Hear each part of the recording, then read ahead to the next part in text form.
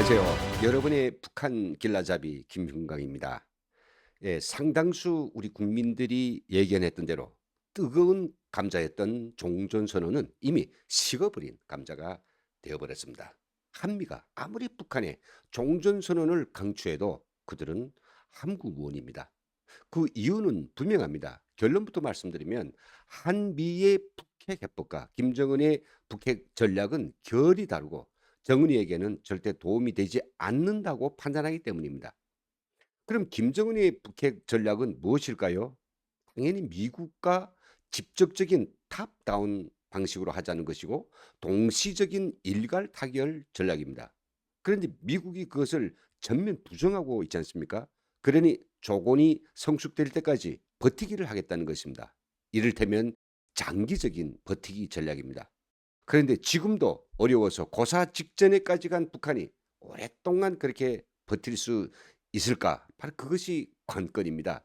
김정은은 버틸 수 있다고 확신하고 있습니다. 왜냐하면 세계의 지팡이만 잘 짚고 있으면 시간은 자신들의 편이라고 망상하고 있기 때문입니다. 그래서 오늘 시간에는 김정은의 일생일대의 모험이기도 하고 또 모든 것을 다 건 장기적 버티기 전략의 성패를 결정하게 될 세계의 지팡이에 대해서 말씀드리겠습니다. 첫 번째 지팡이는 김여정입니다.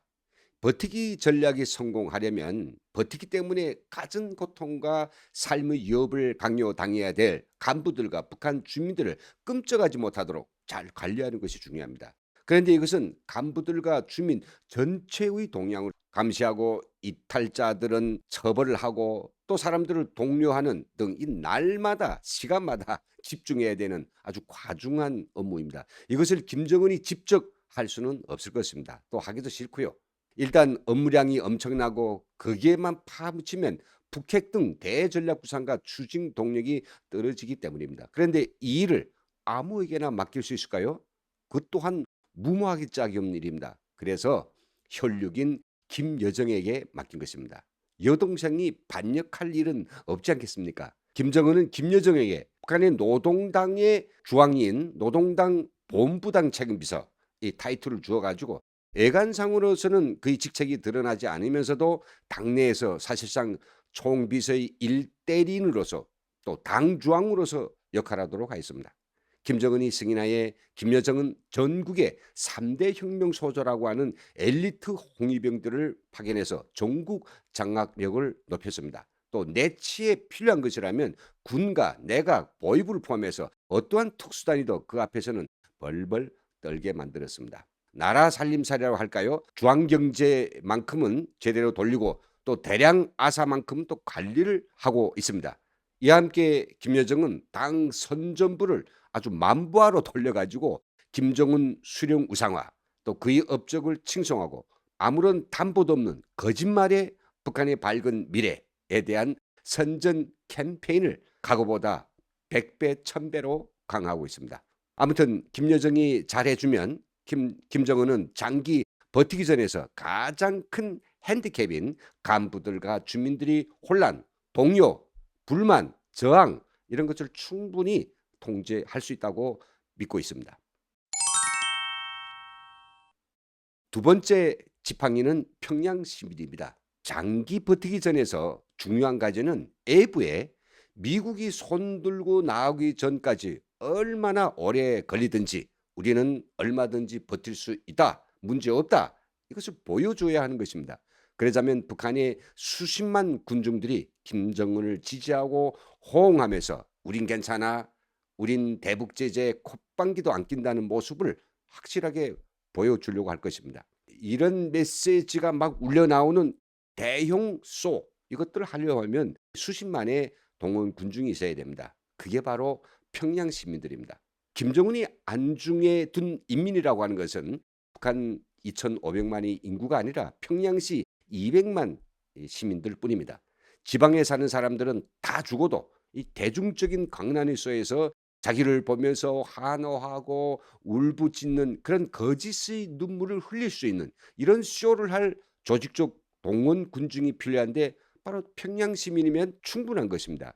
때문에 쇼에 동원될 군중들에게는 굶어 죽지 않을 정도라도 먹을 것을 주어야 하는데 이 인원수가 너무 많으면 안 되기 때문에 바로 평양 시민들로 한정하고 이들에게는 정말 얼마 안 되지만은 배금이나마 실시하고 있습니다. 이런 실정을 다 알 수 없는 외부에서 보았을 때는 마치 평양의 모든 사람들이 열병식이요, 군중대회요, 뭐 군중 무도회요 하는 광란적인 쇼에 동원돼서 진심으로 김정은을 존경하고 김정은께 충성 다하고 있는 것처럼 이게 오인할 수 있게 되는 것입니다. 세 번째 지팡이는 라자루스입니다. 이 김정은이 장기간 버티기 전략을 성공시키려면 무엇보다도 많은 통치 자금이 필요합니다. 핵무기와 각종 비대칭 전력들을 계속 개발해서 미국으로 하여금 점증되는 북한이 본토 타격 능력에 적절한 대책을 취하지 않으면 백악관이 의회와 미 국민들이 강력한 압박을 견뎌낼 수 없을 것입니다. 그러자면 여기에 막대한 예산을 계속 퍼 넣어야 됩니다. 그 밖에 북한이 주한 경제만을 돌리려고 하여도 꼭 필요되는 연료와 전력, 이런 에너지나 원부 자재, 설비, 운송 수단들을 꼭 수입해 와야 하는데 여기에도 적지 않은 달러가 필요됩니다.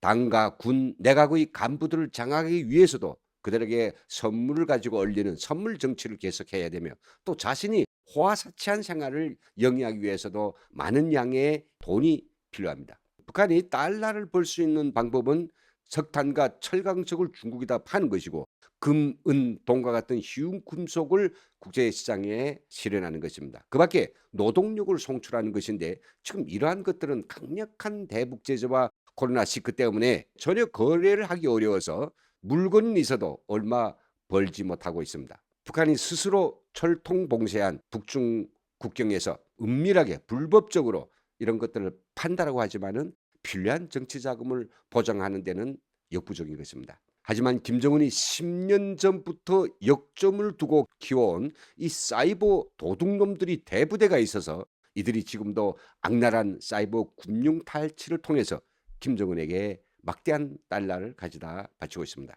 북한의 사이버 사령부 격인 정찰총국의 제3총국 기술정찰국 산하에는 라자루스라는 팀을 포함해서 국제사회에 널리 알려진 악명 높은 사이버 금융 도둑팀이 여러 개나 가동 중입니다.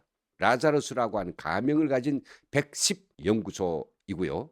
이들 상급 기관인 기술정찰국은 북한의 사이버 능력의 핵심 요체라고 할 수 있습니다. 기술정찰국 하부 조직으로는 공작 장비 연구부 제1부이고요.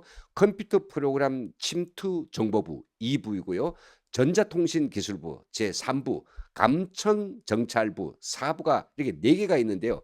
그들이 직속들에는 이미 잘 알려져 있는 121부대, 그리고 180부대, 그리고 91부대 등 악명 높은 사이버 도둑팀들이 있습니다. 김정은이 전략 별동대니 또 만능이 보고민이 하면서 그토록 치켜 세우고 있는 이들 사이버 도둑놈 부대들이 있기 때문에 다른 나라들 같으면 곤백번도 붕괴되고도 남을 최강도의 대북 제재 속에서도 그런 대로 벽화는 뻗치고 있으며 언제까지 뻗칠지는 현재는 미지수입니다. 결론적으로 김정은은 앞에서 세계의 휘청거리는 지팡이에 의거해서 최강국 미국과 맞서서 어떻게 하나 핵 보유국 정상에 오르려고 하고 있습니다. 물론 이렇게 한다고 해가지고 북한에 승복할 미국이 아니며 유엔과 국제사회가 아닙니다. 다만 김정은이 이런 천진난만한 오판을 깨닫게 하기 위해서는 국제사회가 일치한 행동을 해야 합니다. 중국과 러시아가 엇박자를 내고 있는 것만도 분통한데 남한의 문재인 정부까지 북한의 종전선언이니 화상상봉이니 말도 안 되는 실현 불가능한 이런 추파를 던지고 있는 것들을 보면서 정말로 저는 뿌에통이 납니다. 북한이 이렇게 굶어 죽을 각오를 가지고 단기적인 버티기에 들어선 이상 단기적으로는 답이 없습니다.